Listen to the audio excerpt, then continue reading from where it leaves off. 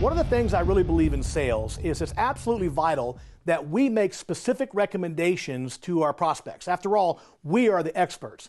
Think about this. If you went to your doctor and your doctor said to you, man, you're really, really sick, you have a lot of problems, what do you think we should do, right? You wouldn't have much confidence in your doctor. We expect the doctor as the professional to be able to make specific recommendations. I remember one time 7 or 8 years ago, I went to my doctor for a physical, and he noticed some irregularities with my thyroid. He had some lumps he found or something like that. And at first I wasn't too worried about it, but he told me he wanted to send me for an ultrasound. So I go to the ultrasound doctor, and I'm on the table right there, and they've got the lights all turned off, and they're rubbing this thing on my neck, and he's taking pictures on this computer.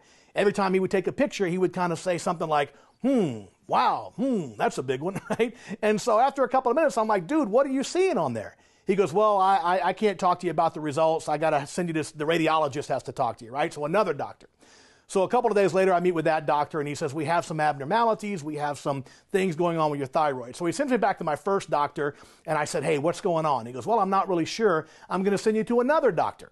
So he sends me to another doctor, and I get to that doctor's office, and I walk in the office, and I see his little sign, and it says oncologist. Now, even a knucklehead like me knows that an oncologist is a cancer doc. So I go in there, and this guy tells me that I might have thyroid cancer. Now, I will tell you ahead of time, I just lost a family member to real cancer, and I understand that thyroid is not the most serious cancer. However, when they first tell you you've got cancer in your throat and your thyroid, it's a little disconcerting. So the guy puts me on a table and does what they call fine needle biopsies. They put 20 needles in my neck and take little parts of flesh, and they test those things to see if it's cancer. So I do the testing. A couple of days later, this doc calls me up and says, there's a 50-50 shot that you've got thyroid cancer. I'm like, 50-50? I mean, you took all those samples. He goes, we just can't tell for sure. So they send me to another doctor. I get to see this doctor, and he's a surgeon. So I sit down with him, and he says, tell me about your major concerns. I said, well, the major concern I have is having cancer in my body. He says, well, I'm going to tell you, you're probably going to die from something else. We got this thing very early, and thyroid cancer is very treatable. So he starts talking about my other concerns, and he explained to me the potential surgery options. They could take a little bit of the thyroid now and come back and get more later. And each surgery, however, presented complications and potential for, vocal problems. I make my living with my voice, so that's kind of an issue. So he asked me again, what are my concerns? I said, well, the surgery and multiple surgeries and losing my voice and different things that could happen in surgery. And finally, this was after 4 months of seeing doctors, the doctor turns to me and he says, Mr. Long, here's what I'm going to recommend, and here's why. I'm going to recommend we do one surgery and remove your entire thyroid. That way we don't have to go back in for a second surgery. We don't have to, risk cutting into a cancer cell and letting cancer get in other parts of your body. You just take a little pill for the rest of your life and you'll be fine. Finally, after 4 months, I felt like somebody knew what the heck was going on. So they did the surgery, they removed the thyroid, turns out it was cancer, and I take a little pill and everything's just fine. But my point is this, he was in control of the process. What's the moral of the story?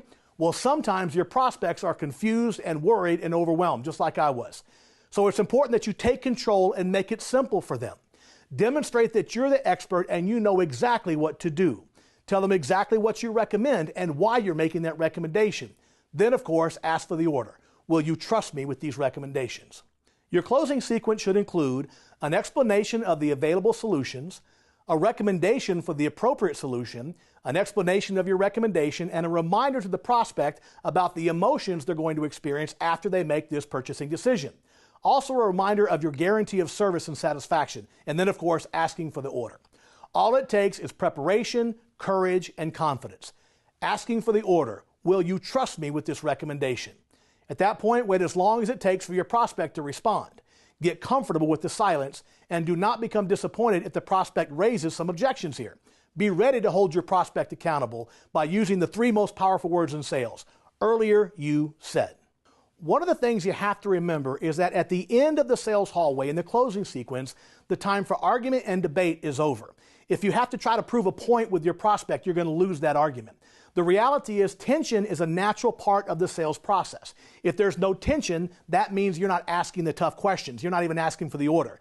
But there should never be conflict. You don't want to try to prove a point. All you want to do at this point is to remind the prospect of what they told you earlier. Remember, Their public declarations dictate their future actions, not your public declarations. So let me give you a few examples of how you can ask for the order and then, of course, expect some resistance, but all you have to do is to decide, is it a 3-bid objection, is it a price objection, or is it an I want to think about it objection? And then remind them of the previous conversation. So imagine I get to the end of the sales presentation and I say, Mr. Prospect, will you trust me with these recommendations? The prospect says to me, well, yes, I trust you, but man, you're awfully expensive. The other guy was $1,000 cheaper. I can use those 3 powerful words.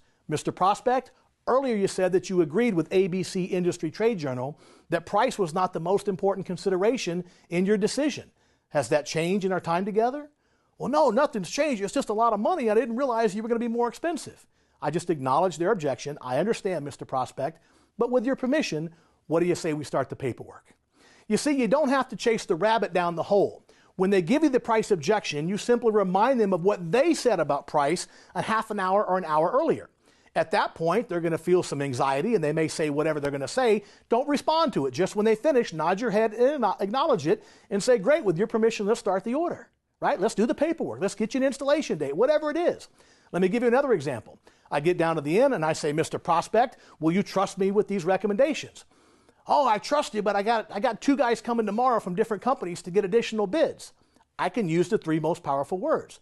Mr. Prospect, earlier you told me that if you had 3 companies with 3 bids who would say anything to get their hands on your money over here, and on this hand you had my company who would treat you the way we treated Sarah Parker, you mentioned you prefer my company. Has that changed? Well, no, nothing's changed. It's just it's a big decision. I understand. But what do you say we call those companies, cancel those appointments, and let's start the paperwork? You just asked again for the order. You've made your point. Remember, you're not arguing and trying to make your point. You're reminding your prospect of what they said an hour earlier. Remember, public declarations dictate future actions. Let me give you one more example. Mr. Prospect, will you trust me with these recommendations? Oh, I certainly trust you, but I always sleep on these things. I like to take some time and think about it. Well, I understand, Mr. Prospect, it's a big decision, but earlier you had mentioned that if I answered all your questions, designed the right solutions, and got it in the family budget, that you could let me know today whether or not we're a good fit. Now you don't seem quite as sure. Has anything changed, or are you just looking for a polite way to say no? Well, no, nothing's changed. It's just a big decision. I understand. But with your permission, what do you say we start the paperwork? I reminded him of what he told me earlier. Remember, the research says that we become more likely, not guaranteed, but we become more likely to take actions consistent with our words. Again, the question is, will it work 10 out of 10 times? No, of course not. But if you're getting 4 out of 10, it'll work once or twice. On the 6th, you're losing. That is the power of this process. By laying the groundwork as you go down through the hallway, by getting your prospect to make these public declarations about price, 3 bids, and I want to think about it, you put yourself in a very dynamic, powerful position at the end. I call myself Mr. Deflector Shield. Because at that point, you know, I'm rubber, you're glue. Anything you say bounces off to me and sticks to you, right? I'm not going to argue with you. I'm simply going to remind you of what you told me earlier regarding the particular issue. That, my friends, is how you close with tension, yes, but never with conflict. Remember, if you can get them to make a decision in front of you, you've got a much higher probability of the answer being a yes. Now, it won't always be this straightforward. There will be times when your prospect has a bona fide reason to wait until next Tuesday. But when push comes to shove, it's in everyone's best interest to get this situation resolved for better or for worse. Bottom line, if you have a reputable company, great quality and great service, and a fair price, there's no reason to say no.